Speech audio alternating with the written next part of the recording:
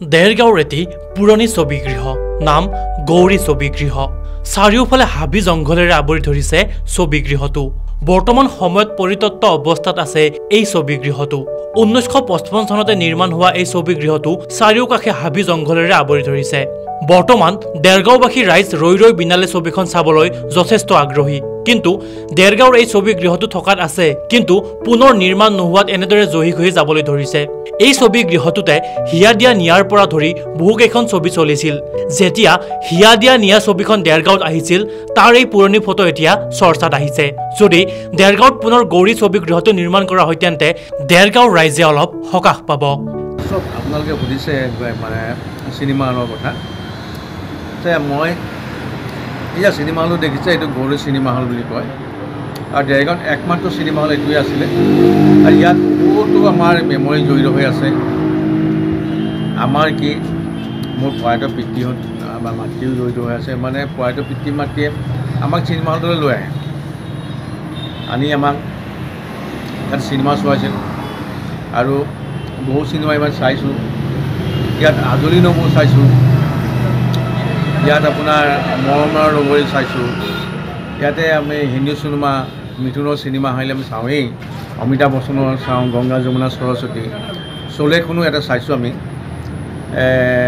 আৰু ইংলিছ চিনেমাও চাইছোঁ বহুত চাইলেণ্ট টেম্পুলৰ পৰা আদি কৰি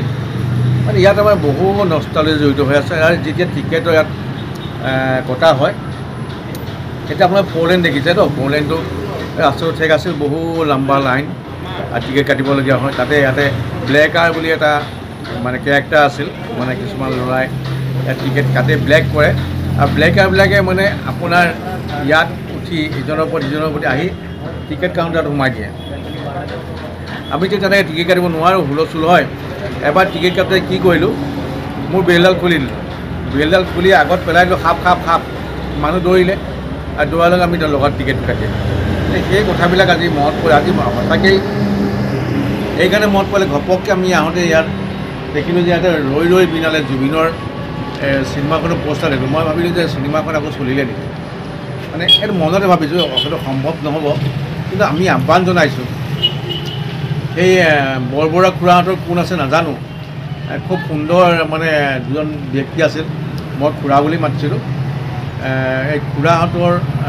চেহেৰাকেইটা খুব সুন্দৰ আছিল আৰু ব্যৱহাৰো সুন্দৰ আছিল আমি সেই সময়ত যেতিয়া চিনেমা চাবলৈ বৰবৰা খুৰা সেই চিৰা পাঞ্জাবৰ উৎসৱৰ ওপৰত বহি থাকে এই নষ্টালজিখিনি মনত পৰিছে আৰু আমি দেৰগাঁও পৌৰসভা সমজিল্লা আৰু সেই বৰবৰা খুৰাহঁতৰ পৰিয়ালকো আমাৰ আহ্বান জনাইছোঁ যে এই পুৰণা হলটো আকৌ তেল টুঙা দি নৰ ওপৰত ন সাজেৰে আনিব পাৰি নেকি চাব লাগে তেতিয়া আমি অন্ততঃ আমি এই চিনেমাবিলাক আমি ছবি জগতৰ যিকোনো অনুষ্ঠান আমি চাব পাৰিম আৰু উঠি অহা প্ৰজন্মই ছবিয়ে কথা কয় আৰু উঠি অহা প্ৰজন্মই এই ছবিবিলাক চাই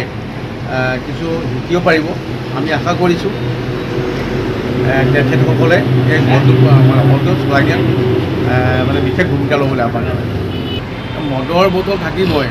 আপোনাৰ যেতিয়া ৱাইন শ্বপবিলাক আছে মদৰ বটল নথকা কাৰণ কি এতিয়া বৰবৰা ফেমিলি এটা বস্তুৱে চলে চিনেমা হলটো চলে মদৰ দোকানো চলে সেইখন আপোনাৰ পুৰণা মদৰ দোকান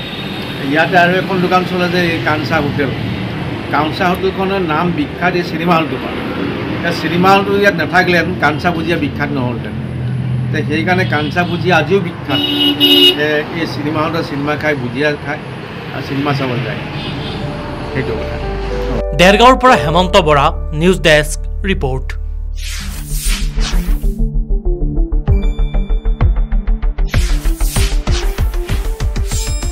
শুদ্ধ আৰু বিস্তৃত বাতৰিৰ বাবে চাই থাকক নিউজ ডেস্ক ৰিপৰ্ট।